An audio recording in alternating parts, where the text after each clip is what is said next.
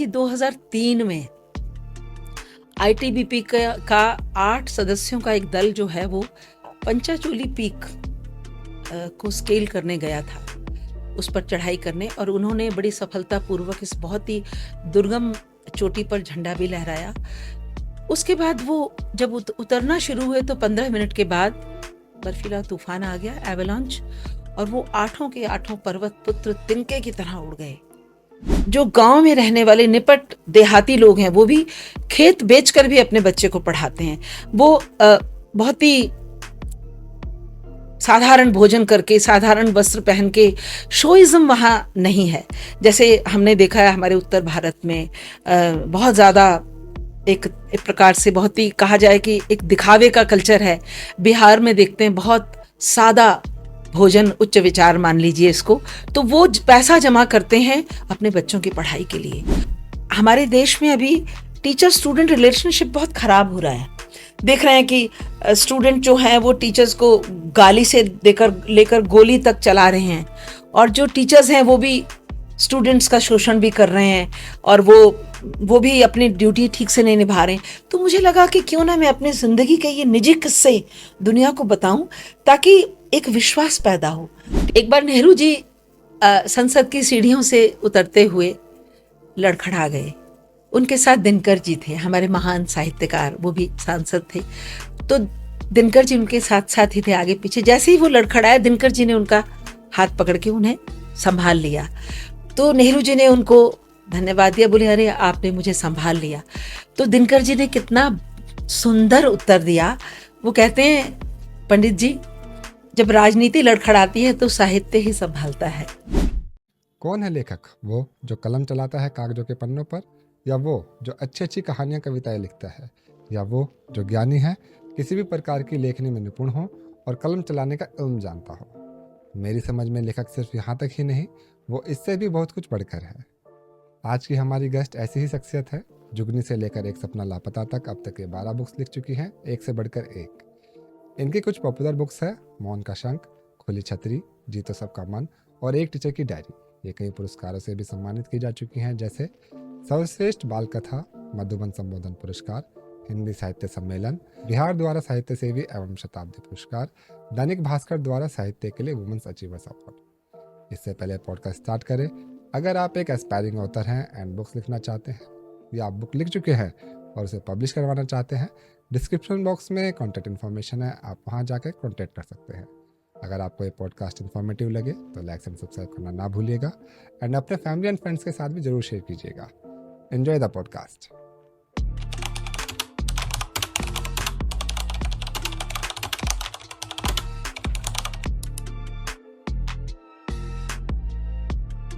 कैसे हैं मैम?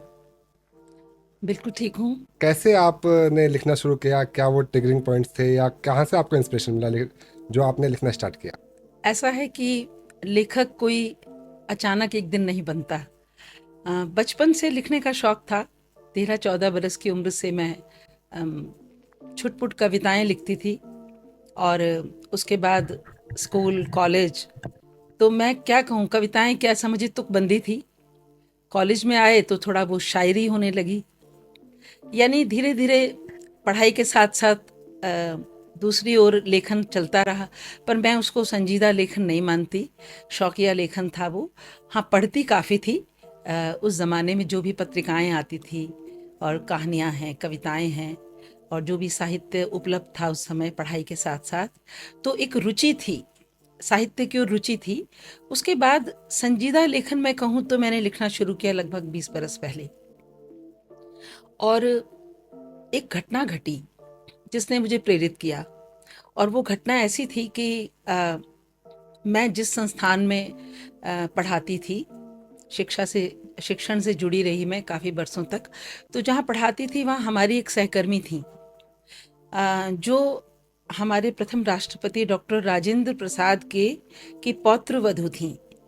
तो एक बार क्या हुआ, शाम के समय उन्होंने घटना सुनाई कि वो शाम के समय अपने अहाते में टहल रही थी, तो उनको कुछ आवाज़ आई बाहर से, बच्चों का कुछ शोर था, और कूड़े के ढेर के पास सब जमा थे, और उनके कानों में आवाज़ आई कि बच्चा है।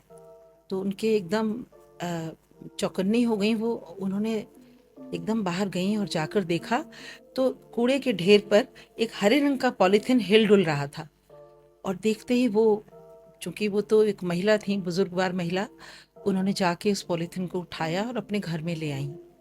उसके बाद पुलिस को फ़ोन किया और उनके कॉलोनी में एक डॉक्टर थी और दो चार जो वहाँ के जो पड़ोसी थे वो आ गए। और उसके बाद उन्होंने जब पॉलीथिन को खोला तो आप समझ सकते हैं उसमें एक मानव शिशु था और एक बच्ची थी। हमारे देश में बच्चियों को ही फेंका जाता है, ये सदियों से परंपरा रही है, दुखद बात है। और किस किस तरह वो फिर उसके बाद पुलिस के संरक्षण में उसको हमारे शहर के जो हॉस्पिटल है वहाँ ले गई। और वहाँ ले जाके उस बच्ची, वो बच्ची शिशु कहेंगे, प्लेसेंटा से भी जुदा नहीं थी अभी वो बच्ची। तो उसकी ज़रूरी चिकित्सा की गई, उसके बाद हॉस्पिटल में एडमिट करके। और उनके साथ एक और हमारी ही सहकर्मी थी, उन्होंने वहाँ बच्ची की माँ के नाम की जगह अपना नाम लिखवाया। तो ये घटना अगले दिन आकर स्टाफ रूम में उन्होंने हम सबको सुनाई।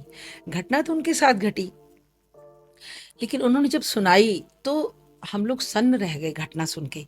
और शायद मेरे भीतर कहीं एक लेखक वाला एक कीड़ा था जो ज़्यादा ही उद्वेलित हुआ, सुनकर बहुत ही दिल पर गहरा असर हुआ। मैं घर गई और मैंने जाकर इस घटना को, सुनी हुई घटना को कलमबद्ध कर दिया, मैंने उसको लिख दिया। और अगले दिन आकर मैंने बड़े शौक से अपनी सारी सहकर्मियों को मैंने कहा, देखो कल वाली जो घटना है उसको मैंने लिखा है, आप लोग सुनिए। और मैं आपको क्या बताऊं, जब मैंने तो सुना दिया, सहज रूप में लिखा और पढ़कर सुनाया, तो कुछ लोगों की आंखों में आंसू आ गए। उन्होंने मुझे कहा कि भावना, तुम्हारे शब्दों में तो बहुत शक्ति है, तुम्हारे शब्दों में वो पावर है कि आप किसी को इमोट कर सकते हैं, तुम लिखा करो ना। बस न जाने क्यों मुझे लग रहा है यहाँ से जो मैंने सुना, तो मुझे लगता है यही एक प्रेरणा थी जिसने मेरे भीतर के लेखन के सोए हुए बीज को एक खाद पानी दिया। और आप सोचिए, इसके बाद आज मैं इतना लिख चुकी हूँ। ये मेरी पहली कहानी बनी अपरिचित नाम से। आज भी ये मेरे पहले कहानी संग्रह जुगनी में, जो राजकमल प्रकाशन से प्रकाशित हुआ, उसमें ये कहानी है। और मतलब उसको फिर कहानी का हमने जामा पहनाया। तो यहाँ से फिर मैंने एक संजीदा लेखन, और मुझे लिखने में एक आनंद आने लगा।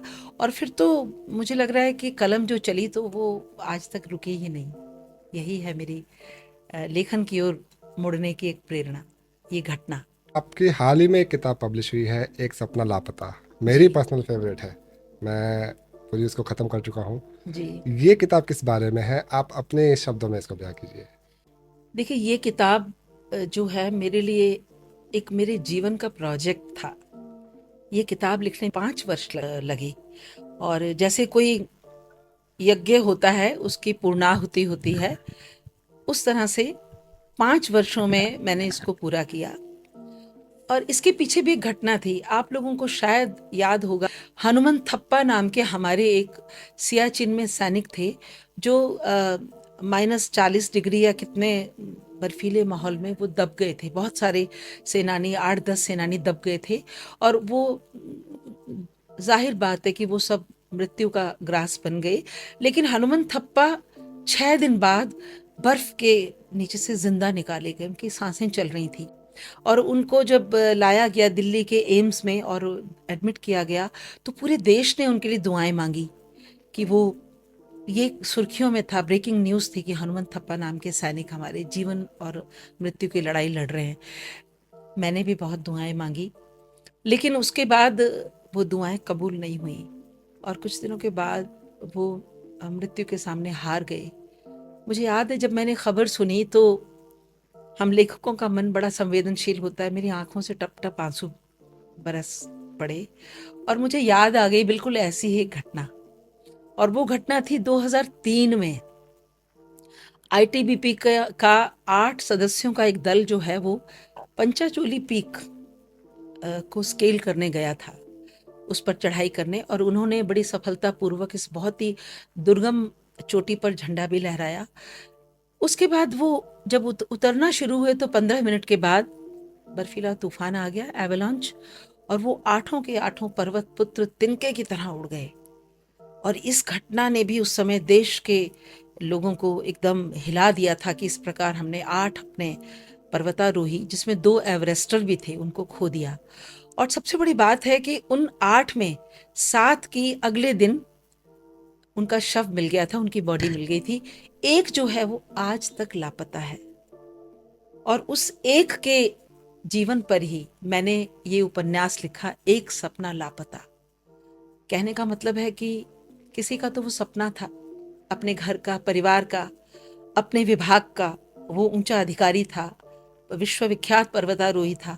तो सोचिए किस तरह सपने चूर चूर हो जाते हैं, खो जाते हैं। कभी कभी कुछ लोग लापता हो जाते हैं, खो जाते हैं, जीवन भर परिवारजन उनको ढूंढते हैं, किस पीड़ा से गुजरते हैं। तो मेरे मन में ये इच्छा थी कि मैं दुनिया को बताऊं कि एक तो आईटीबीपी के लोग कैसे जांबाज होते हैं, किस तरह वो प्रकृति से लोहा लेते हैं, पर्वतों के सीने को रौंद देते हैं, ऊंची ऊंची चोटियों पे फतह करते हैं, अपने देश का नाम रोशन करते हैं, अपने विभाग का नाम रोशन करते हैं।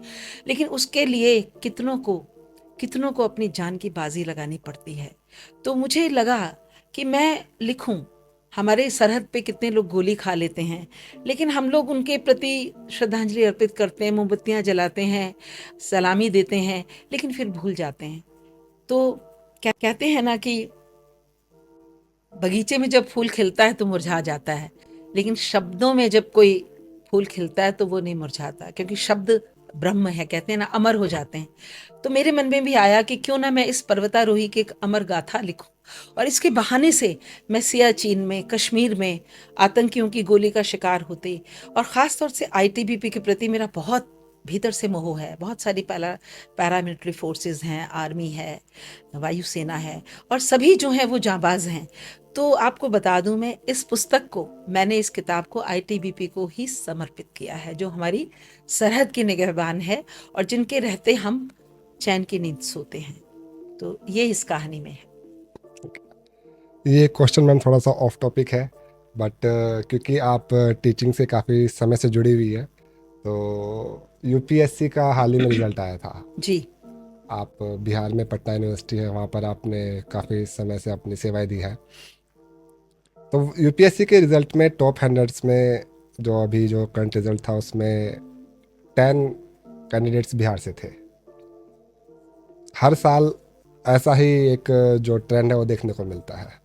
तो क्या वहाँ के बच्चे ज़िद्दी होते हैं, या वहाँ का जो एजुकेशन कल्चर है वो इस तरीके से सिखाया जाता है कि जो तुम्हें हासिल करना है या जो तुम्हें चाहिए वो हासिल करके ही मानो? मैं आप ही के प्रश्न में से एक पंक्ति चुरा रही हूँ। वो जिद्दी हैं। 39 वर्षों से मैं पटना में रह रही हूँ। ऐसे में मेरा जन्म स्थान और मैं पली बढ़ी दिल्ली में, मेरी शिक्षा दीक्षा, लेकिन अब मैं खुद को बिहारी मानती हूँ, और मैंने 39 वर्षों से बिहार के संस्कृति को, रहन सहन को, सामाजिक परिवेश को बहुत करीब से देखा है। मैं आपको बता दूं, बिहार शुरू से बहुत ही संघर्ष को देखा है बिहार ने। चाहे हम आज़ादी के पहले अंग्रेज़ों के वक्त से देख लें, तो जुझारू होते हैं बिहारी बहुत ज़्यादा, और जो ठान लेते हैं उसको करके छोड़ना है। और दूसरी बात यह है कि शिक्षा की ओर उनका बहुत रुझान है। आप विश्वास नहीं करेंगे, वो जो गांव में रहने वाले निपट देहाती लोग हैं, वो भी खेत बेचकर भी अपने बच्चे को पढ़ाते हैं। वो बहुत ही साधारण भोजन करके, साधारण वस्त्र पहन के, शोइज्म वहाँ नहीं है जैसे हमने देखा है हमारे उत्तर भारत में। बहुत ज़्यादा एक प्रकार से, बहुत ही कहा जाए कि एक दिखावे का कल्चर है। बिहार में देखते हैं बहुत सादा भोजन, उच्च विचार मान लीजिए इसको। तो वो पैसा जमा करते हैं अपने बच्चों की पढ़ाई के लिए, और बचपन से ही हर बच्चे के मन में शिक्षा के प्रति एक रुझान पैदा किया जाता है। एक मामूली जो कर्मचारी है, कामगार है, वो भी चाहता है मेरा बच्चा बड़ा होकर कुछ बने, और बड़े अभावों में पले होते हैं वो बच्चे, और वो चाहते हैं हमें अच्छा जीवन अगर चाहिए तो शिक्षा ही वो एक प्रकार से वो जरिया है जिसके माध्यम से हम कुछ शक्तिशाली बन सकते हैं, ऊंचे पद पर जा सकते हैं। तो मुझे लग रहा है सबसे पहली बात तो ये है कि उनके मन में बचपन से शिक्षा के प्रति रुझान, और अपने भुजबल से, अपने मेहनत से हम शिक्षा के कारण ही हम आगे बढ़ सकते हैं। तो घरों में उनको बहुत ज़्यादा पढ़ाई की ओर प्रेरित किया जाता है। और मैं ये नहीं कहूँगी उन पर बोझ डाला जाता है, लेकिन माहौल परिवेश ऐसा है कि सारे बच्चे वहाँ पढ़ना चाहते हैं और अपनी सुविधा से बढ़कर माता पिता जो हैं बच्चों को वो मतलब सुविधाएं मुहैया कराते हैं, उनको बिहार से बाहर भी पढ़ने भेजते हैं। और बाहर पढ़ने भेजने के लिए मैं इकरार करती हूँ कि बिहार की राजनीतिक जो परिस्थितियां ऐसी रहीं कि वहाँ पर शिक्षण संस्थान बहुत सालों बाद, अब तो काफ़ी शिक्षण संस्थान हो गए, लेकिन थोड़ी अनदेखी हुई है हमारे राजनेताओं के द्वारा। केंद्र में जाके उन्होंने बड़े बड़े काम किए, लेकिन बिहार में शिक्षा जो क्षेत्र है वो पिछड़ता गया और हमारे बच्चे जो हैं उन्हें अपने प्रदेश में अच्छी सुविधाएं नहीं मिली। और जब वो बाहर जाके पढ़ते हैं तो मैं बता दूं वो जी जान से सोचते हैं हम एक मकसद लेकर आए हैं, और उसी का परिणाम है कि देखिए जो भी प्रतियोगी परीक्षाएं हैं वो अव्वल आते हैं। न केवल यूपीएससी, आप इंजीनियरिंग में देखिए, आप मेडिकल में देखिए। तो मुझे लग रहा है यही एक कारण है कि उनकी एक दृढ़ संकल्प और उनकी मेहनत। और एक बात कहूंगी इसमें, उनके पास दिमाग भी बहुत होता है, बहुत ब्रेनी होते हैं। बिहारीज को 80 के दशक तक मुझे याद है बिहारीज को हिकारत की दृष्टि से देखा जाता था, लेकिन आज देखिए लोग ये कहते हुए संभलते हैं क्योंकि उन्हें पता है कि हर क्षेत्र में Bihari globally they are doing best. Back to our main topic ma'am, जी कविता, कहानी या उपन्यास? देखिए मुझे लगता है हर लेखक पहले कवि होता है, क्योंकि कविता लिखी नहीं जाती, कविता प्रस्फुटित होती है। जैसे बारिश में कुकुरमुत्ते की तरह कुकुरमुत्ते उग जाते हैं ना, मुझे लग रहा है कि कविता खुद ब खुद फूटती है भीतर से। तो कविता, हर बड़ा लेखक, छोटा लेखक शुरू में कवि होता है, क्योंकि वो भीतर से वो खुश होता है तो कविता, दुखी होता है तो कविता, फ्रस्ट्रेशन है तो कविता, अगर कोई युवा है वो उसका ब्रेकअप हो गया तो कविता, उसको जीवन में कोई खुशी मिल गई तो वो खुशी से झूमता है और वो शायरी करता है। तो कविता तो सबसे पहला एक पायदान है लेखन का। और कई लोग हैं आजीवन ताउम्र वो कविता ही लिखते हैं, लेकिन मैं कविता से, जो मैंने आपको घटना सुनाई, मैं कहानी की ओर मुड़ी। और कहानी की ओर इसलिए मुड़ी कि कविता में बहुत कुछ अनकहा भी रहता है। कविता में आपके पास मतलब सीमित पंक्तियां होती हैं, भाव ज्यादा होते हैं, शब्द कम होते हैं। लेकिन कहानी जो है वो एक तरह से एक भवन निर्माण की तरह है। एक बड़ा सा आपको बिल्डिंग बनानी पड़ती है, उसका नक्शा तैयार होता है।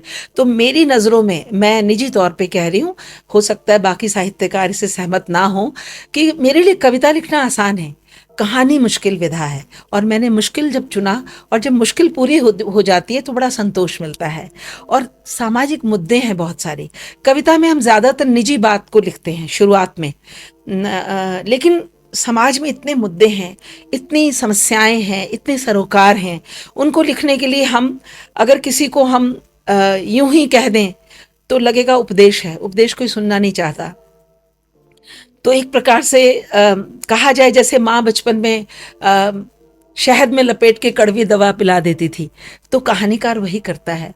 वो सरोकार को जो है वो चुपचाप छिपा कर रखता है, और जो कहना चाहता है समाज को, उसके आसपास बहुत बड़ा एक वितान खड़ा करता है, बहुत बड़ी कल्पना की वो कहा जाए एक महल खड़ा करता है, और फिर उसमें बहुत सारी चरित्र रचता है, फिर वो अपनी बात जो कहना चाहता है वो कहता है।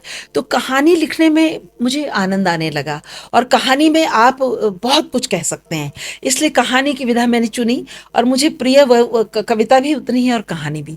और उसके बाद उपन्यास तो मेरा अभी दूसरा उपन्यास आ रहा है, जबकि 12 किताबों में कविता और कहानी की बहुत सारी आ चुकी, लेकिन उपन्यास मेरा पहला आया, एक सपना लापता, और दूसरा भी पाइपलाइन में है जो प्रभात प्रकाशन के पास जा चुका है।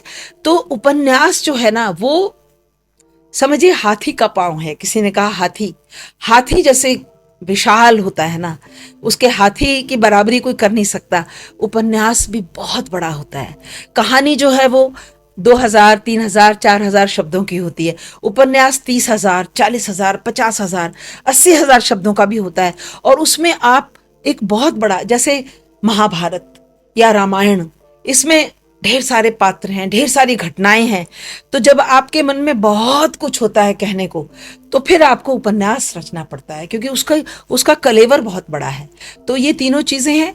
और अगर आप मुझे पूछे क्या पसंद है, एक माँ को मत पूछिए उसको कौन सा बच्चा पसंद है। एक लेखक के लिए वो सब उसकी आंख के तारे हैं। लेकिन हाँ, वक्त वक्त पर कभी ये बच्चा कभी वो बच्चा, लेकिन सबके प्रति दुलार की भावना होती है। और मुझे लग रहा है कि अभी तक मैं जो लिख रही हूँ उपन्यास है, लेकिन कब मैं फिर कहानी पर कविता पर लौट जाती हूँ। अभी मैंने 4 कहानियां नई लिखी हैं, वो छपी भी हैं अलग अलग पत्रिकाओं में। उपन्यास लिखते लिखते, क्योंकि उपन्यास बहुत समय लेता है। एक सपना लापता में 5 वर्ष लगे, दूसरा मैंने काफी जल्दी लिखा है क्योंकि इस पर मुझे बहुत शोध नहीं करना था। तो ये है कि एक, मैं नहीं कहूँ, मैं अपने को एक परिधि में बांधना नहीं चाहती। पर फिर भी मैं ये सवाल ज़रूर पूछूंगा आपसे। आपने जैसे बताया 12 किताबें लिख चुकी है, आपकी पसंदीदा कौन सी है इसमें? मेरी पसंद के तो सब हैं, लेकिन एक किताब है जो बहुत मकबूल हुई, जो बहुत पसंद की गई। और आप विश्वास कीजिए, मुझे लगभग हर रोज एक कॉल तो किसी पाठक की जरूर आ जाती है उसकी बारे में कि मैडम हमने पढ़ी, हमें बहुत पसंद आई।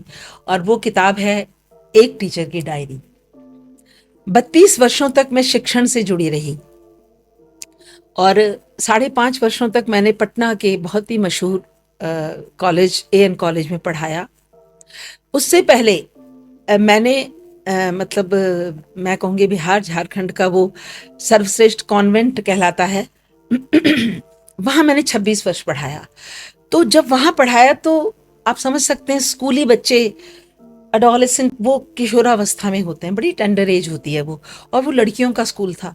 वहाँ मैं कुछ ऐसे अनुभवों से गुजरी, ऐसी छात्राओं से रूबरू हुई, उनकी समस्याओं से रूबरू हुई कि मैं हतप्रभ, मैं हैरान रह गई। ऐसी ऐसी उनकी निजी समस्याएं होती थी, तो जो उन्होंने मुझसे आकर शेयर की, किसी से नहीं, अपनी समस्याएं कि मैम ये प्रॉब्लम है, और वो बच्चे उससे जूझ रहे थे। तो मैं सोचती थी ये बच्चे मेरे पास क्यों आते हैं। उस स्कूल में 100 शिक्षिकाएं थी, प्रिंसिपल थी, और बहुत ही अच्छा स्कूल था। लेकिन तो और मैं उन समस्याओं को सबसे छिपाकर बच्चों से अकेले में सुलझाती थी। कई सुलझा पाई, कई नहीं भी सुलझा पाई। और वो कई बड़ी अजीबोगरीब समस्याएं, जैसे उनमें एक समस्या थी, एक बच्चा मेरा फिजिकली अब्यूज हो रहा था, एक बच्ची 9वीं कक्षा की या 10वीं की। तो ये बड़ी गंभीर समस्या थी और उस बच्चे के घर में भी नहीं पता था, 1 साल से उसको अब्यूज किया जा रहा था। तो मैंने इसको बहुत बड़े चैलेंज के रूप में लिया और कैसे इसको सॉल्व किया। तो बाद में मुझे लगा मेरे भीतर का जो लेखक है कि हमारे देश में अभी टीचर स्टूडेंट रिलेशनशिप बहुत खराब हो रहा है। देख रहे हैं कि स्टूडेंट जो हैं वो टीचर्स को गाली से देकर लेकर गोली तक चला रहे हैं, और जो टीचर्स हैं वो भी स्टूडेंट्स का शोषण भी कर रहे हैं, और वो भी अपनी ड्यूटी ठीक से नहीं निभा रहे हैं। तो मुझे लगा कि क्यों ना मैं अपनी जिंदगी के ये निजी किस्से दुनिया को बताऊं, ताकि एक विश्वास पैदा हो। टीचर स्टूडेंट रिलेशनशिप में कुछ तो प्रेरणा मिलेगी कि नहीं, ऐसा भी हो सकता है, वो खोया विश्वास लौटे कि नहीं, एक टीचर जो है वो बच्चे की जिंदगी बदल सकता है, और एक स्टूडेंट जो है वो टीचर पर अपने माता पिता से भी ज्यादा विश्वास कर सकता है। तो मैंने अपने जितने जिंदगी के खास खास किस्से थे, 10, 15, 16, उनको मैंने कहानी के रूप में रूपांतरित किया, क्योंकि एज इट इज लिखने से तो उन बच्चों की निजता का हरण होता। तो मैंने उनको, क्योंकि मैं एक कथाकार हूँ, मेरे पास कल्पना का भी खाद पानी है, तो मैंने उनको कथांतरण करके कहानी के रूप में बदल के, और मैंने किताब, और ये किताब कहूँ मैं कि मेरे पाठकों का प्यार है और सरकार की दृष्टि है। मेरे प्रकाशक को इसका श्रेय देती हूँ, प्रभात प्रकाशन। ये किताब छत्तीसगढ़ और बिहार सरकार ने हजारों स्कूलों के पुस्तकालयों में ये सरकार की ओर से ये सप्लाई की गई, और इस कारण से हजारों पाठकों तक ये बैठे बिठाए, मैंने कुछ नहीं किया, मैंने सिर्फ लिख दिया, और शब्द यात्रा करते हैं और ये वहां तक पहुंची है। तो ये किताब मुझे लगता है मेरे दिल के बहुत करीब है, क्योंकि इसमें मेरे जीवन के सच्चे अनुभव है। मैम, ये अगला सवाल थोड़ा सा काल्पनिक है। जी जी। मान लीजिए आप भूतकाल में जाए, हाँ। और वहां पर जाकर किसी ऑथर के साथ काम करने का आपको मौका मिले, तो वो ऑथर कौन होगा? सबसे पहले तपाक से मैं कहूंगी शिवानी। ऐसा मुझे क्यों? कहते समय रोमांच हो रहा है शिवानी मेरी प्रिय लेखिका रही और मेरा ख्याल है मेरी पीढ़ी के सभी पढ़ने वालों के वो दिल में बसती थी। और मैंने शिवानी का लगभग सारा साहित्य पढ़ा है। और पता नहीं, शायद मैं पहाड़ों से आती हूँ, शिवानी भी पहाड़ों से थी। और उनके लेखन में को मैं बहुत ज़्यादा आइडेंटिफाई, बहुत जुड़ाव महसूस करती थी वो जैसे लिखती हैं। और मुझे लगता है कि जब मैंने जुगनी मेरी किताब आई, खुली छतरी, तो बहुत लोगों ने मुझे, बहुत संकोच से मैं बता रही हूँ, बहुत बड़ा नाम है शिवानी, मुझे बहुत लोगों ने कहा कि मैम आपकी किताब पढ़ के लग रहा है हम शिवानी को पढ़ रहे हैं। तो मुझे लग रहा है पता नहीं, शायद उनके किताबें पढ़ने का वो प्रभाव था मुझ पर, कहीं ना कहीं से हम इंस्पायर होते हैं। और उसके अलावा मुझे आचार्य चतुर सेन, उनकी किताब वयम रक्षामः जैसी किताब, और बहुत हैं ऐसे, तो प्रेमचंद हैं, रेणु हैं, यशपाल हैं, हमने जिनको भी पढ़ा उस ज़माने में, एक से एक क्लासिक किताबें हैं। लेकिन हाँ, शिवानी से मैं जीते जी मिल नहीं पाई। हाँ, उनकी बेटी से मिली हूँ। और उनकी बेटी से जब मैं मिली तो मुझे लगा जैसे मैं उन्हीं के प्रतिरूप से, बहुत शिवानी के बारे में उन्हें सुनाया तो लगा जैसे मैंने दर्शन किए। इसी सवाल को अगर मैं रीफ्रेम करके दोबारा पूछूं आपसे जी। कि भूतकाल ना हो के वर्तमान काल हो, तो वो कौन ऑथर होंगे? वर्तमान में तो देखिए बहुत ऑथर्स हैं हमारे, इतने बड़े बड़े, मैं सच कहूँ तो क्योंकि मैं महिला हूँ, तो हमारी महिला लेखिकाएं अभी जो लिख रही हैं, ममता कालिया जी हैं, मृदुला गर्ग हैं, और उसके बाद में उषा किरण खान अभी दिवंगत होगी, मैं उनको प्रणाम करती हूँ। वो तो मेरे लिए एक प्रकार से मेरे लिए मतलब अघोषित गुरु की तरह थी। और बहुत सारे ऐसे ऐसे लेखक हैं। अगर मैं कविता में कहूँ तो पवन करण हमारे जो कवि हैं वो मुझे इतने प्रिय हैं, क्योंकि वो हैं तो पुरुष, लेकिन वो महिलाओं पर जो लिखते हैं, महिला विमर्श पर जो लिखते हैं, मुझे लगता है उनके भीतर कहीं एक महिला की आत्मा ज़्यादा जागृत है। तो बहुत सारे लोग हैं जिनके साथ हम बैठना चाहते हैं, जिनको सुनना चाहते हैं। काफ़ी सारे समीक्षक हैं ऐसे, और प्रभात रंजन हमारे बिल्कुल नए हैं जो अभी लिख रहे हैं, उनको भी मैंने बहुत पढ़ा है। और नाम तो इतने, मैं एक दो नाम लूँगी तो मेरे बहुत सारे जो हैं वो मुझसे नाराज़ हो जाएंगे, मैंने उनका नाम क्यों नहीं लिया। गीतांजलि श्री हैं, जिनको अभी 50 लाख का वो बुकर अवार्ड मिला है, उन्होंने हमारे देश का नाम ऊंचा किया है। उनकी जो किताब रेत समाधि, जैसे आप मुझे इंटरव्यू कर रहे हैं, मैंने उनको इंटरव्यू किया, वो मेरे लिए ऐतिहासिक पल था। इस तरह बहुत सारे हमारे ऐसे कथाकार हैं आज, और उनके साथ मैं मिलती हूँ। ऐसा मेरे लिए कोई सपना जैसा नहीं है, क्योंकि जिनके मैंने नाम लिए ज़्यादातर से मैं मिल चुकी हूँ, उनसे बात कर चुकी हूँ, और उनको मैं इंटरव्यू कर चुकी हूँ। और कई बार पैनल पे साथ, नरेंद्र कोहली का नाम मैं ज़रूर लूँगी, उनका मैं बहुत आदर करती हूँ। वो कोरोना ने उनको हमसे छीन लिया, मुझे लगता है बहुत बड़े राइटर थे वो, और उनके साथ मुझे 2 बार मंच साझा करने का भी मौका मिला। तो इस अभी लोग बहुत लिख रहे हैं, अच्छा लिख रहे हैं और खूब लिख रहे हैं। तो मुझे लग रहा है कि अच्छा लगता है कि इस युग में मैंने इन सब का साथ मुझे मुहैया किया, किस्मत ने, ये मेरा सौभाग्य है। आप बता रहे थे मैम आपके कुछ प्रोजेक्ट अभी पाइपलाइन में है, तो कुछ एक दो के बारे हाँ, में चर्चा कर पाए तो। देखिए पाइपलाइन में तो ऐसा है कि जो कहानियाँ मैं लिखती हूँ, कहानियाँ कभी तो ऐसा भी होता है, कहानियाँ आज शुरू की, लिख ली, 6 घंटे 8 घंटे लगातार बैठ के एक सिटिंग में लिख ली। और ऐसा भी हुआ है मेरे साथ, कोई कहानी मैंने ट्रेन के सफ़र में लिखी और लिख के वो अधूरी रखी रही, फिर वो 2 साल बाद पूरी की। और कभी कभी उसका एंड नहीं समझ आ रहा है तो 2 महीने बाद उसका अंत लिखा। लेकिन आजकल मैं देख रही हूँ, कहानी लिखती हूँ तो एक सिटिंग में लिखी और फिर मैं उसको भेज देती हूँ कहीं, और भेज दी तो किसी पत्रिका में छप गई। हाल में मेरी लगातार 3 4 कहानियाँ छपी हैं। तो कहानियाँ मैं लिख रही हूँ। और एक मेरा उपन्यास जो मैंने अभी 8 महीने पहले शुरू किया था, उसका नाम अभी फाइनल नहीं हुआ है, मैं यहाँ अभी कहना नहीं चाहती। उस पर मैंने काम किया, उस पर मैंने लगातार लिखा, मतलब एक तरह से गंभीरता पूर्वक, और वो मेरा पूरा हो गया है और वो मैं दे चुकी हूँ। अभी मैंने 10 दिन पहले उसकी पांडुलिपि भेज दी है।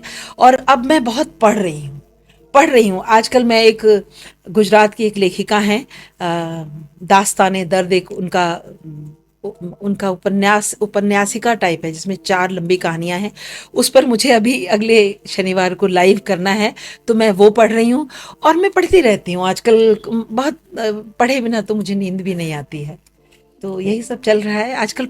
लिखना थोड़ा विराम दे के अब सोचने, क्योंकि पढ़ना बहुत ज़रूरी है, इसलिए पढ़ना ज़्यादा चल जो रहा नए ऑथर्स आ रहे हैं, जो नई नई पीढ़ी है, युवा पीढ़ी है, है जी।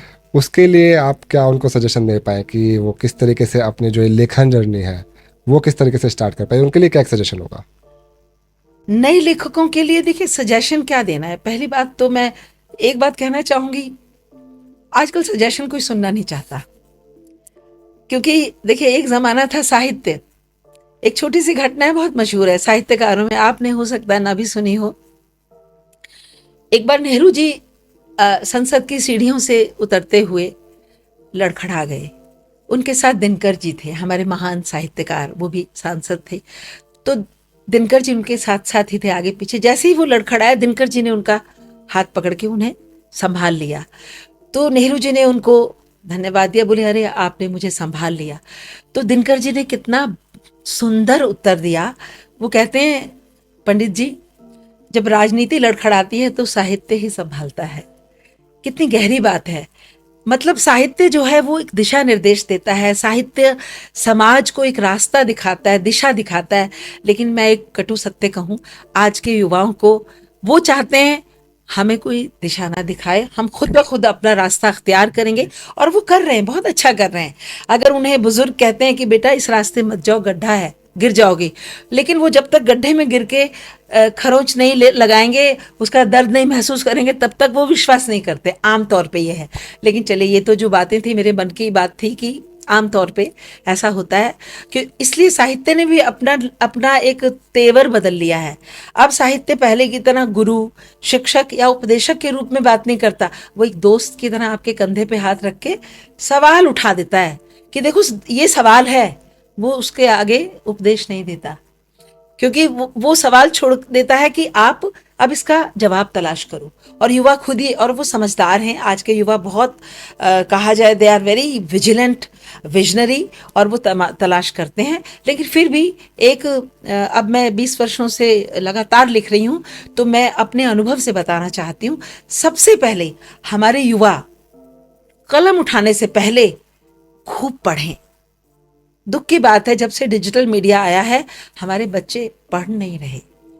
तपाक से वो सोशल मीडिया पर, फेसबुक पर, ट्विटर पर कोई कविता चेप देते हैं, और उनके मित्र, उनके बंधु, उनके सखा लाइक्स दे देते हैं। तो लाइक्स और कमेंट्स के फैंटेसी में आके वो उड़ान भरते हैं, आहा हम तो कवि बन गए। ऐसा नहीं होता है। आप 50 अच्छी कविताएं पढ़िए और देखिए, आप समकालीन लोगों को पढ़िए, आप पुराने लोगों को पढ़िए, आप सोचिए क्या लिखा जा रहा था, क्या लिखा जा रहा है, और तब आप कलम उठाइए। आप सिर्फ तुकबंदी मत कीजिए। और आपकी जो तारीफ कर रहे हैं ना, वो आपकी मुंह देखी कर रहे हैं। तो पहली बात है कि बहुत पढ़ना ज़रूरी है। और आप जितना जो लिखना चाह रहे हैं, उससे पहले आप उसका 10 गुना, 20 गुना नहीं, 50 गुना पढ़िए। पढ़ना एक सतत क्रिया है।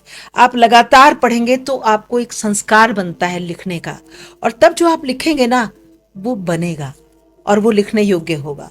और दूसरा है, अपने समय को लिखिए, अपने समय को देखिए। हमारे युवा पहले अपने अनुभव, अपनी यादें, अपने घर परिवार की बातें, अपने दोस्तों के बीच जो है उसको लिखते हैं। लिखिए, लेकिन उसके बाद धीरे धीरे, जिसको कहते हैं ना, एक व्यष्टि, एक समष्टि, एक व्यक्ति और एक समाज। आप वैयक्तिक अपनी फीलिंग्स को लिख रहे हैं, फिर आप समाज की पीड़ा को लिखिए, समाज में क्या हो रहा है उसको लिखिए आप। और मेरा कहना है, रोज कुछ लिखिए। अगर आप सचमुच लेखक बनना चाहते हैं, लेखक बनाने का कोई स्कूल, इंस्टीट्यूट नहीं है। गाना बजाना, पेंटिंग, आप सब सीख सकते हैं। लेखन सिखाने की कोई प्रयोगशाला नहीं है, कोई संस्थान नहीं है।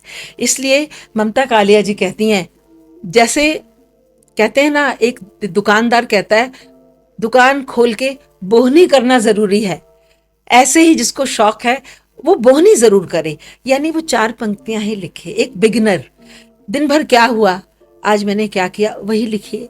डायरी के रूप में लिखिए, दुख लिखिए, सुख लिखिए। जिस चीज़ ने आपको खुश किया, आपको उद्वेलित किया, दुखी किया, आपको हॉन्ट किया, आप लिखिए। और धीरे धीरे फिर आपकी कलम जो है, आपके शब्द मंजेंगे, और फिर एक दिन आएगा आप भी हमारी तरह लेखक बनेंगे।